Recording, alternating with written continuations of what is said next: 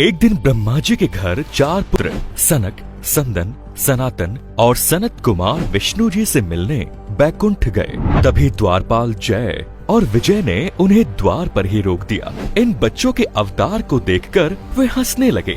फिर ब्रह्मा जी के इन पुत्रों ने 7 जन्मों तक जय और विजय को पृथ्वी लोक पर विष्णु जी से 7 जन्मों तक अलग रहने का श्राप दिया। फिर जय और विजय विष्णु जी को इस श्राप के बारे में विस्तार से बताते हैं कि हम तो अपना कर्तव्य पूरा कर रहे थे, लेकिन फिर भी हमें ये श्राप मिला है और आप ही हमें इस श्राप से मुक्त करा सकते हैं।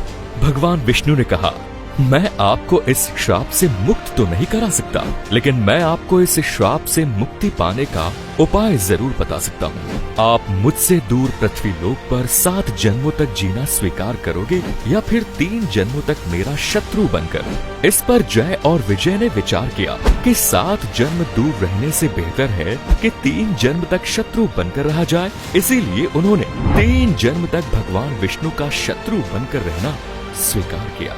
यहीं से भगवान विष्णु दशावतार लेना शुरू करते हैं। जय और विजय अपना पहला जन्म हिरण्याक्ष और हिरण्यकश्यप के रूप में जन्म लेते हैं, जिनके पिता कश्यप मुनि और माता दिति थी। माता दिति जो अपने पुत्रों को देवताओं को हराने और स्वर्ग लोक को अपने अधीन करने की कहानी सुनाया करती थी।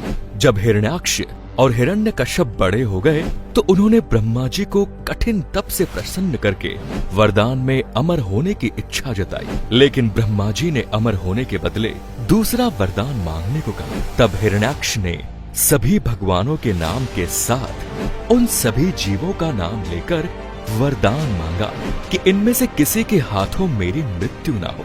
इसके बाद ब्रह्मा जी ने उनको ये वरदान दे दिया। फिर हिरण्याक्ष ने पूरी पृथ्वी को अपने वश में कर लिया और सभी देवताओं को युद्ध में हराता गया। सभी वो नारद मुनि से भेंट कर खुद की प्रशंसा करना शुरू कर देता है और कहना शुरू करता है कि इस ब्रह्मांड में कोई भी उसे पराजित नहीं कर सकता।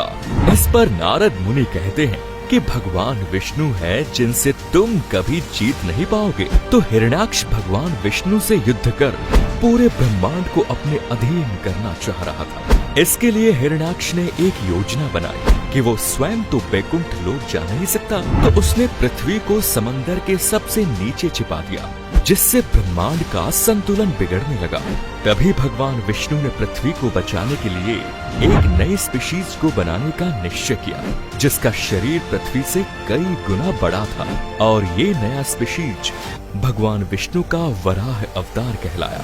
अब आपके मन में एक सवाल आ रहा होगा कि भगवान विष्णु ने इतने सारे स्पीशीज होने के बावजूद सूअर का ही अवतार क्यों लिया? क्योंकि पृथ्वी को उस पाताल लोक ओशन से निकालने के लिए सूअर के अलावा और कोई दूसरा जीव उस वातावरण में जी ही नहीं सकता था। दूसरा कारण ये था कि इस अवतार की वजह से ही हिरण्याक्ष का वध हुआ, क्योंकि जब हिरण्याक्ष ने ब्रह्मा जी से वर मांगा था तो इस पृथ्वी पर इस तरह का कोई जीव नहीं था। आदि का मतलब होता है पहला। यहाँ मैं आपको एक चीज बताता हूँ कि सूअर का डीएनए और मनुष्य का डीएनए 99% एक जैसा ही होता है। इसीलिए मेडिकल साइंस में किसी भी चीज का एंटीडोट बनाने से पहले उसका टेस्ट सूअर पर ही किया जाता है। वराह भगवान ने पृथ्वी को अपने दंत पर उठाकर पुनः पृथ्वी की कक्षा में स्थापित कर दिया।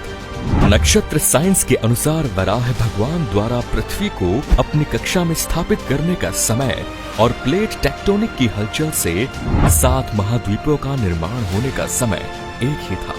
आपका ये जानना भी जरूरी है कि ये वही समय है जब एनिमल का एवोल्यूशन होना शुरू होता है। श्रीमद् भागवत के अनुसार वराह भगवान और हिरण्यकश्यप के बीच युद्ध काफी लंबा चला और अंत में वराह भगवान हिरण्यकश्यप का अंत कर देते हैं।